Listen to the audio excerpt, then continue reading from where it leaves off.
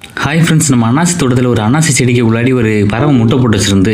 சரி, அது என்ன முட்டை அப்படின்னு எடுத்து பார்க்கலான்னு எடுத்தா, அதுதான் முட்டையில் நம்ம ரப்பர் காய். அது ரப்பர் மரத்துலேருந்து விழுகிற காய் தான் இது. அது எங்கள் ஊரில் ரப்பர் கொட்டை அப்படின்னு சொல்லுவாங்க. ரப்பர் மரத்துலேருந்து அது வெடித்து கீழே விழும். பெரிய காயாக இருக்கும். அது வெடித்து இப்படி தான் கீழே விழுந்து சின்ன சின்ன காய்களாக இருக்கும்.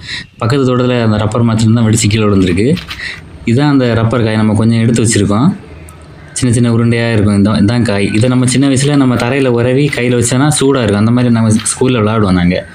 இப்படி தான் இருக்கும் காய் ஃபஸ்ட்டு. அதுதான் வெடித்து விழும். ஃபஸ்ட்டு பச்சையாக இருக்கும். அதுக்கப்புறம் இந்த காஞ்சி போகும். காஞ்சதுக்கப்புறம் தான் வெடித்து கீழே விழும். இப்போ உடச்சா நம்ம உள்ளே எப்படி இருக்குன்னு நம்ம பார்க்கலாம். இப்படி தான் உள்ளாடி இருக்கும். அந்த காய் தான் இப்படி உள்ளாடி இருக்கும். அந்த நம்ம இப்போ உடச்சி வச்சுருக்க அந்த சின்ன காயும் அதையும் உடைக்கலாம். அதையும் உடைச்சாலும் உள்ள ரப்பர் மாதிரியான ஒரு காய் உள்ளாடி இருக்கும். இதை விற்கலாம். நம்ம விற்றா கிலோக்கு 10 ரூபா 5 ரூபா அப்படின்னு முன்னாடி இருந்துச்சு. இப்போ எப்படின்னு தெரியல.